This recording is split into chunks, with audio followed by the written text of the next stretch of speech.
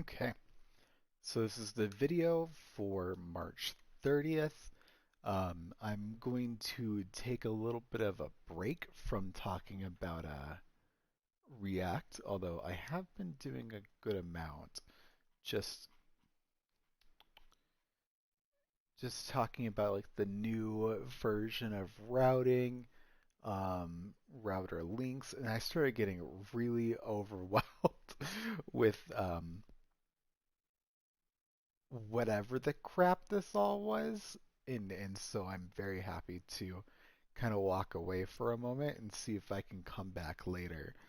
Uh, so another thing that was really good that a group of us, the five that kind of don't follow traditionally what the normal group is following, were doing today is we were all talking about async and um, await, and as well as promises and dot then chaining.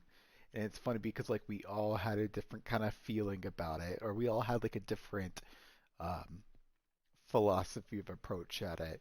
And I sat there and was just like, man, I don't know much at all about it. So I spent some time trying to review it.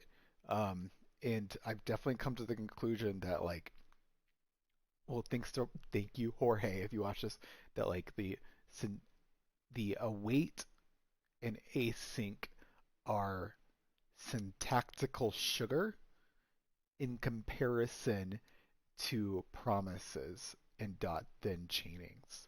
Same way that promises are syntactical sugar to callbacks. So it's just like the evolution of the web over time. Like I think callbacks existed a while ago, and then promises happened in something like 90 or like 2001 or something. I can't remember. And then 2017 they did the async and await. So I'm going to show my old code, and this is for the uh, oh, and I guess I did cover the first three questions, but I was talking about. So I'm going to show my old code, and then kind of show my new code in here, and just to kind of orientate everyone. So this is a Unsplash API get function that I wrote, where basically you give it the query name and query location. So like, um, Tower of Americas, and then wherever Tower of Americas is, geographically challenged Josh over here. So I take the name, get the white spaces off. I replace the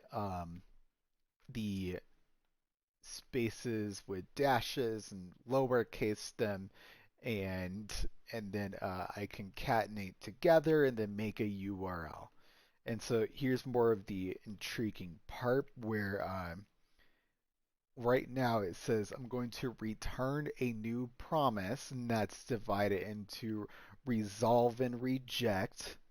And then I'm making an XML HTTP request because that's what I was reading up on. And then you have to actually open it and say it's a GET request, and you're sending it the URL. And then I was saying that like, hey, give it to me in text.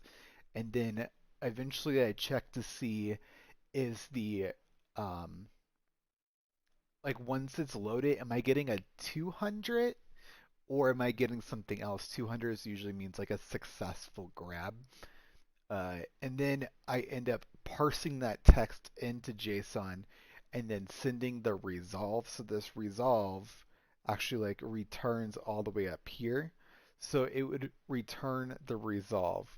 Otherwise, if it wasn't a 200, it'd be like something failed, and that reject actually returns in its stead. Um, so that makes me really curious now, like if it was ever even actually hitting this request unsent. But you know, it's okay because we're gonna do something completely different. On the other side, there was create card, and create card was awaiting. So notice the fact that I'm also mixing two different versions. I'm using promises and awaiting for the same stupid thing. Um, Yay, live and grow. But we await we await the finish of this, and then we start dot then chaining, which is terrible. We start dot then chaining, be like, what's the response? Give me the response at the URLs at the small. So it's kind of silly. So we shorten that actually down to just to recap. This whole thing right here, return new promise, simplified to a try catch. So we're going to try to make a response equal await fetch URL, which is way more consistent with the MDN documentation. And then we're just going to get the JSON from it. So we're just going to save it to response, like why make new variables. We're going to return it. Otherwise, there's an error. And I'm just saying alert, like just stop the whole page and make an alert just because of learning. Okay, so that simplifies down to that. On the flip side, we had this whole thing, let photo equal await, and then we dot then chained, and I was like, it took a long time, a couple hours, but also I was like, why am I doing so much work there? It all simplified down to this one line. Just wait and get it.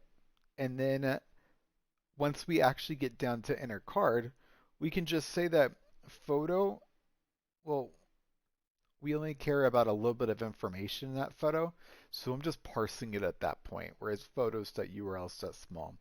So that is definitely what I spent a good amount of time on today, and it felt really good to refactor code and understand it in a lot better sense than I did before. However, I'm sure if I was to do this again, it would take me a long time again because like this async thing is completely tripping me up, but like in a really good way. All right. Well, thank you very much.